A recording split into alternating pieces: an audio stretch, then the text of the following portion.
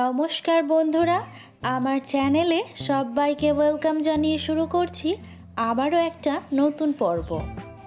শীতকাল বলতেই যার কথা মনে পড়ে সেই রেসিপিটাই আমি আজকে নিয়ে এসেছি। আজকের রেসিপি হলো চিতই পিঠা। তার জন্য এখানে একটা বড় আকারের বোল নিয়েছি, ওতে নিয়ে নিলাম 2 কাপ পরিমাণ চালের গুঁড়ো। এটা আতপ চালের গুঁড়ো নিয়েছি। আর ওতে দিয়ে দিলাম 1/2 চা চামচ পরিমাণ নুন। এখন শুকনো উপকরণগুলোকে খুব ভালোভাবে মিশিয়ে নেব। এবারে এর মধ্যে দিয়ে দিলাম 1 কাপ পরিমাণ ঈষৎ উষ্ণ জল। জলটা কিন্তু বুঝে দিতে হবে, আর একবারে দিলে কিন্তু হবে না।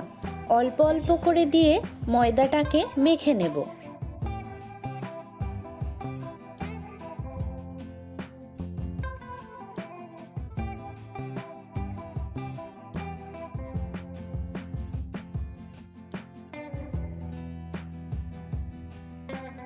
এখানে আরও কিছুটা জল আমি অ্যাড করে দিচ্ছি, দিয়ে আবারও খুব ভালো করে মেখে নেব। আর এই মাখাটা হাত দিয়েই মাখতে হবে, তাহলে সব থেকে ভালো হবে।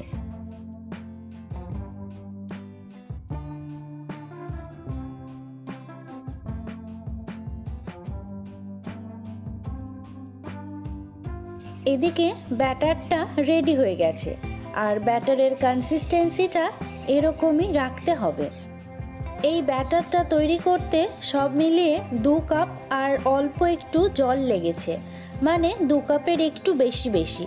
ঠিক এই কনসিস্টেন্সিটাই কিন্তু রাখতে হবে। একটু লিকুইডিটা বেশি লাগলেও এটাকে কিন্তু আমি এখন আধ ঘন্টার জন্য রেস্টে রেখে দেব। 30 মিনিট পর ঢাকনাটা তুলে নিচ্ছি, আর ব্যাটারটা কিন্তু একদম রেডি হয়ে গেছে। আর ব্যাটারটা কিন্তু আমাদের এরকম কনসিস্টেন্সিতেই দরকার। তো একদম পারফেক্টলি ব্যাটারটা রেডি হয়ে গেছে। এদিকে আমি একটা সরা নিয়ে নিয়েছি, আর এই চিতই পিঠা বানানোর জন্য এরকম মাটির সরাটাই ব্যবহার করতে চেষ্টা করবেন। এখন সরাটাকে খুব ভালো করে গরম করে নিয়ে একটু সর্ষের তেল ব্রাশ করে দিলাম, আর 1 হাতা তুলে নিয়ে ব্যাটারটাকে দিয়ে দিলাম। 6 থেকে 7 মিনিট পর্যন্ত মিডিয়াম টু লো ফ্লেমে এটাকে কুক করে নেব। তো 6 থেকে 7 মিনিট পর এখন ঢাকনাটা তুলে নিচ্ছি, আর দেখুন খুব সহজেই কিন্তু পিঠেটা উঠে যাচ্ছে। আর প্রথমে 2 থেকে 3টে পিঠে কিন্তু উঠতে চায় না, সেক্ষেত্রে ভয়ের কিছু নেই। তো একটু গরম হয়ে গেলেই খুব সুন্দরভাবে এরকম গরম গরম পিঠে রেডি হয়ে যাবে।